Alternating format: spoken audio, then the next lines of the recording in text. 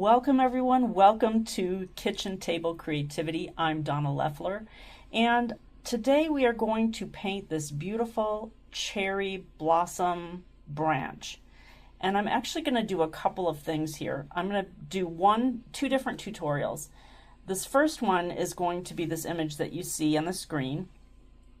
And this is my signature style, which is very lightly outlined with a black permanent marker. It's called watercolor sketching.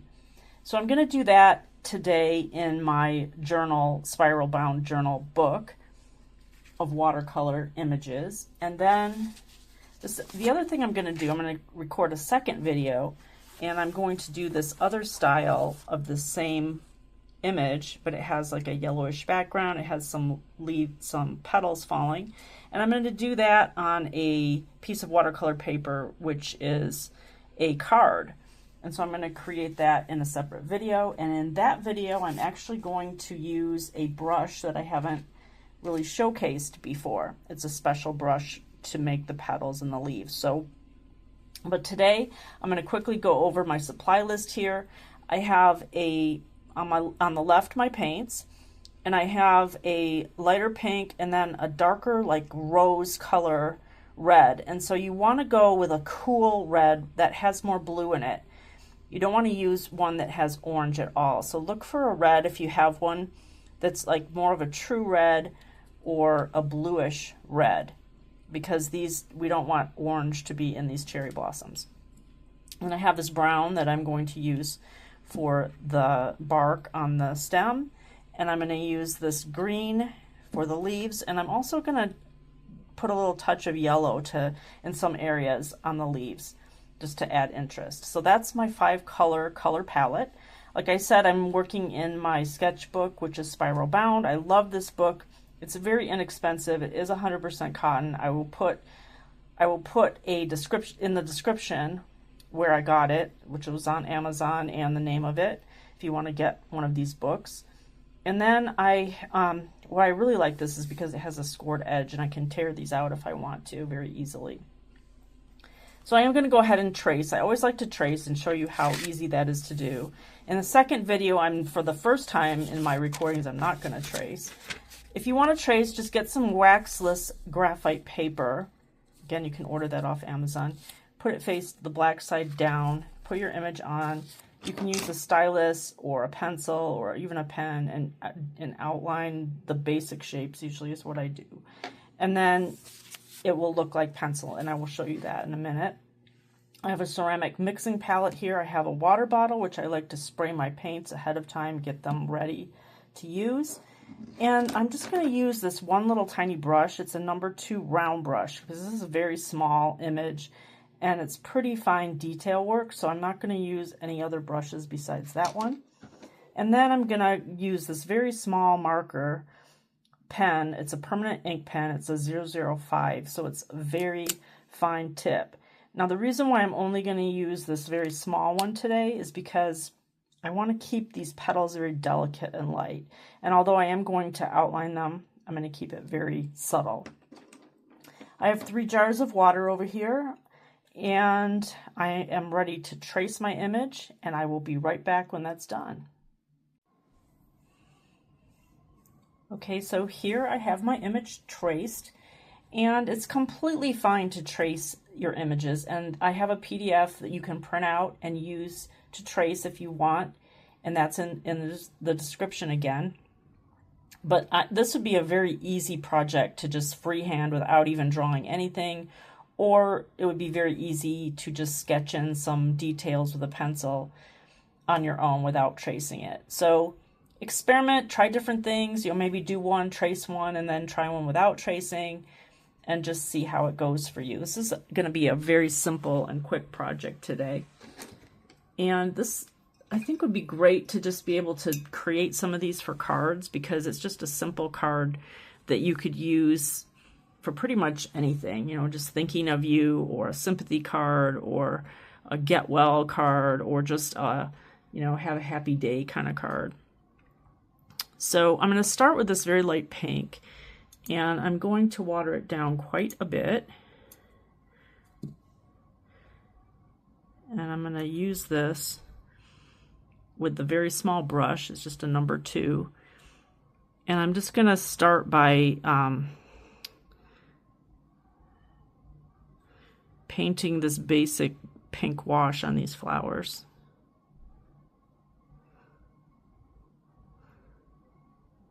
And again, in the second video that I'm going to do today, I'm going to show you how to do these freehand with a special brush that I have, which works really well for leaves and flowers, and it's actually really fun to use too.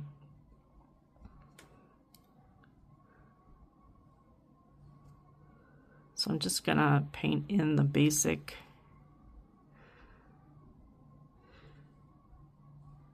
background of these flowers. And I was really inspired to do this project this week because I live near Boise in Idaho, and the trees are just going crazy with beautiful blooms of all kinds, white, light pink, dark pink, and it is just so fantastic that I've just been loving to look at all of these beautiful tree blooms.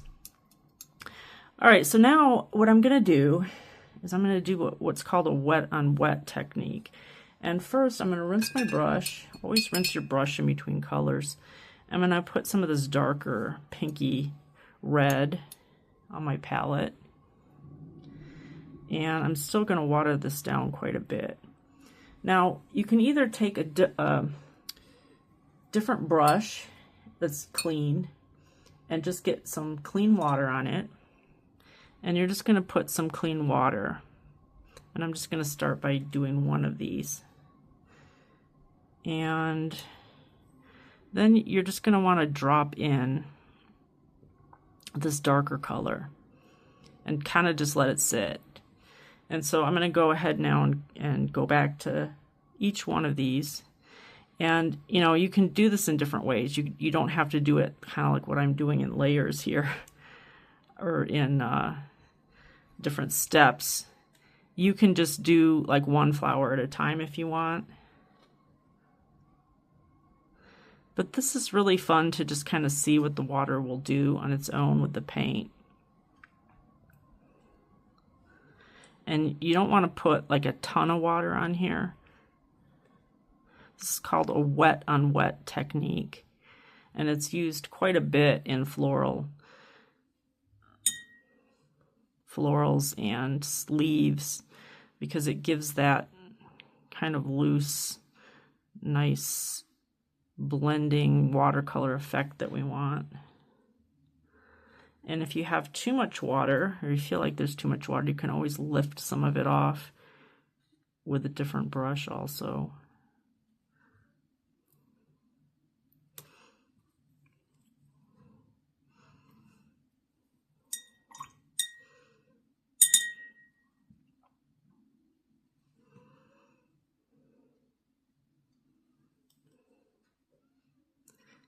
And when you're doing any kind of work with flowers or trees or any kind of scenery in nature, it's good to have it just be kind of like not all uniform.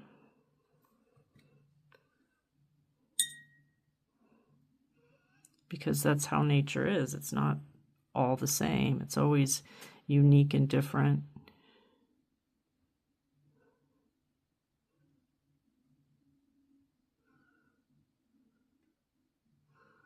All right, so I'm gonna, you'll always see when you let things sit for a bit, when they dry, they always end up looking a little bit different. So I'm just gonna let those sit there for a while to dry. And now I'm gonna move on to the green in the leaves. So for the leaves, I'm gonna use this nice, beautiful spring green, which I've been using this a lot in my different projects lately. It's called sap green, which is actually a very common color in watercolors. And I always say, the way that I teach, I don't want people to feel like they have to go out and buy a whole bunch of expensive supplies. It's good to just use what you have to start out with at least, And then kind of just go from there with if you want to add to or replace some things or try something different. But it's really not necessary to spend a ton of money to start out with.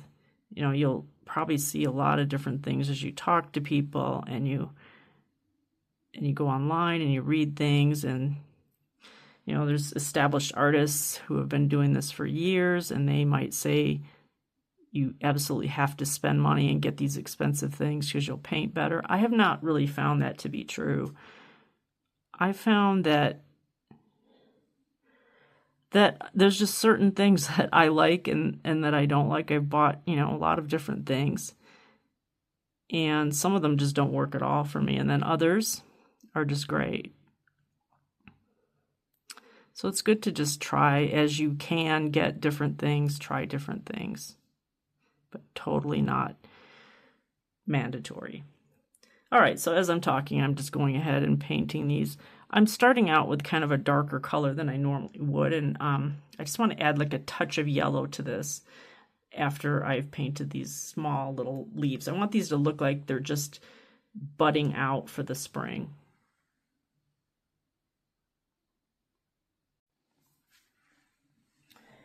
So now that the flowers have had a little bit of time to dry, you can look at what they're starting to look like. And sometimes I'm fine with how it looks, and sometimes I might want to smooth, like just take a clean brush again with some clean water and just smooth out a few of the areas where maybe it didn't blend as much as I wanted it to. And that's just me. You know, a lot of people love what's called blooms. Some people might say they're mistakes, but I say a lot of times it's really what you like. It's not what somebody else is telling you.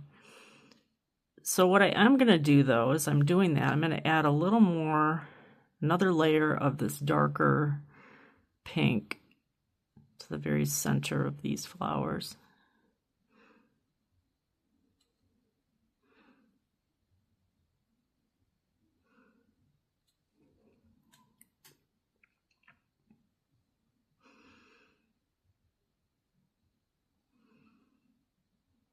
Just to add a little depth and interest.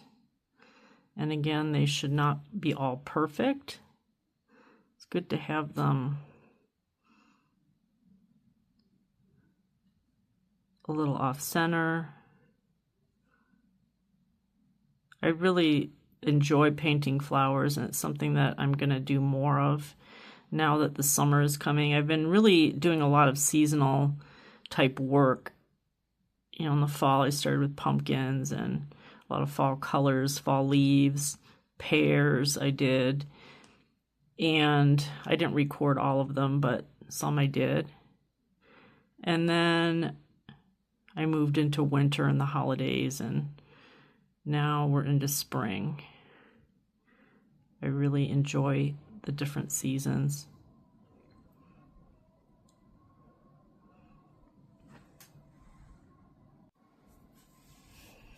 All right, so now I'll leave that for a bit, and now I'm going to move into this yellow that I had talked about. And I'm just putting it over here on my palette. And I want this to be fairly dark. I don't want it to be super watered down because I want it to show up with the green. And I'm just going to add a touch of this yellow to these leaves, kind of like on one edge so that it shows up.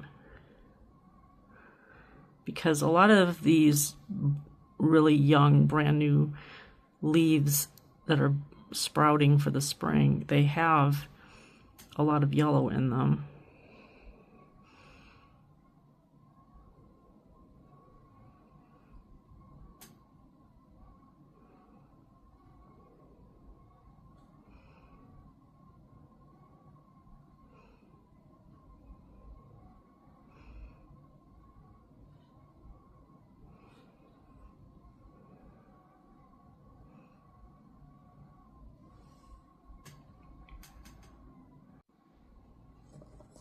Okay, I'm happy with that. And the last thing now is just as far as the paint, is the brown branch. And so again, I'm going to take this paint and I'm going to water it down. I don't want it really, really dark yet.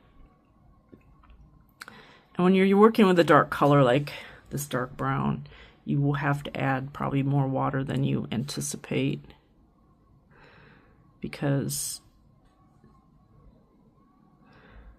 a lot of times the paints are very vivid.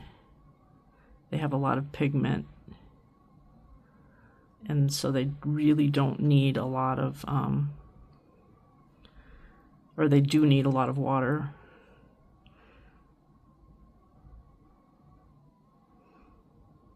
You can kind of do this in sections.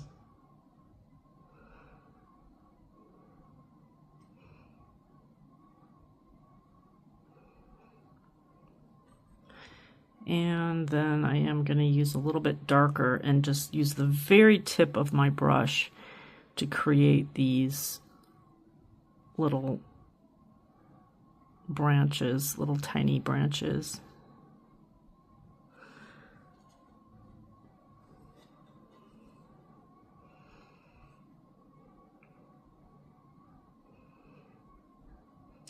And when you're doing this kind of work too, it's usually a good idea to make sure that the other things that you worked on are pretty dry, because they can run together.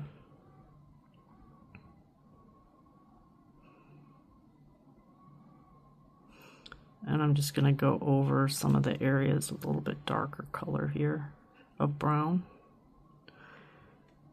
because this is already drying. And the way to get the very thin line, just use the very tip of your brush. You can hold it up more like this, and a very light touch, like it's almost like you're barely touching the paper.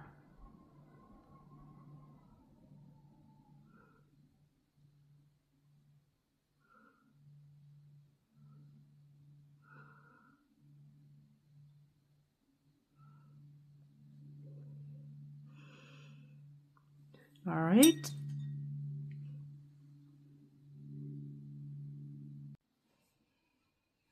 Okay, so what I'm using again is the Micron 005. This is a very, very thin marker, very tiny marker. And I usually use a 05, which is actually quite a bit bigger. But for this project, I want it to be just extremely delicate and light, and just barely like it's outlined, so you can't really, like, you're not really looking at the outlines. Now if you like the way yours looks without doing this, totally fine to not outline.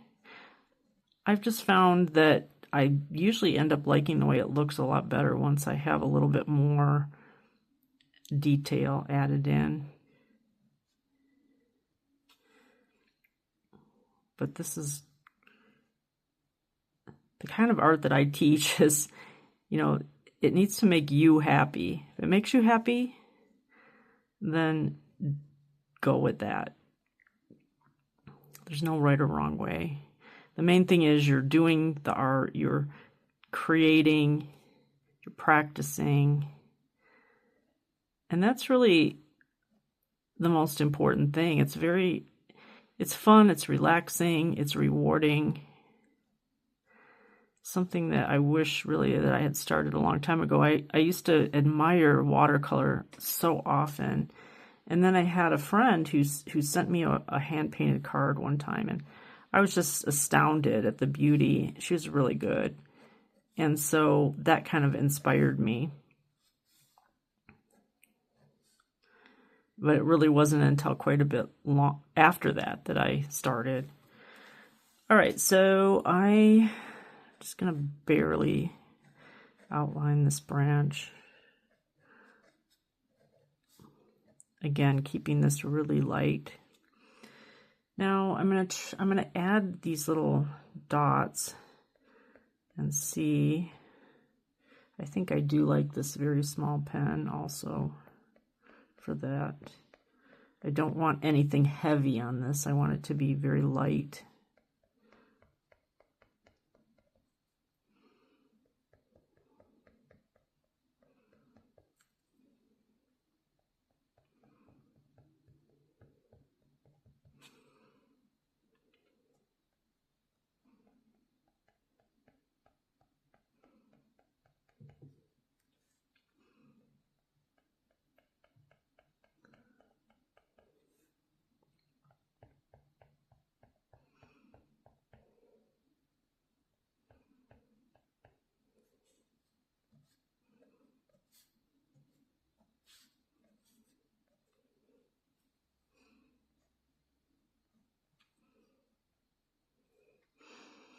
All right, so then the last step is just to kind of take a step back from your what you've created here and see, is there anything that maybe I want to be a little different, anything I need to add? And I'm actually pretty good with this right now. I think it's fine the way it is. And the last thing that we'll do is sign it. So the way that I sign my work, I always tend to go more towards the right-hand side or the bottom of whatever I'm working on. There's no right or wrong way to do this. Just come up with a marker, a signature that you like, and I always recommend that you do sign your work. I just use my initials very lightly, but you can use whatever you would like, your full name, but I do recommend you put the date also, because that way you can kind of track your progress as the years go by and how you've improved and how you've advanced. And it's just really fun to look back and see. So I hope you enjoyed this project. This is a short, quick project. You could paint this for someone, send it to them on a card, or you could frame it. I think it would be beautiful framed. I ordered these frames from Amazon, and I think they're pretty cool. This one would probably work, or maybe a darker brown. And if you enjoy, please subscribe to my channel on YouTube. I also have a Women's Create with Mrs. Midlife Facebook group. The link is in the description. And I also have a very beautiful journal that I create every week, and it has links to all of my projects. It has color palettes. It has little stories that I write. So I have a link again. You can subscribe to that. It's totally free. And I send it out every Friday at noon so that you can work on it over the weekend. You can just sit and relax and look at it. I try to create something inspiring to encourage people to create. So by all means, let's keep creating. I appreciate you for being here today, and I hope you enjoyed this project. Take care, and I'll see you in the next video.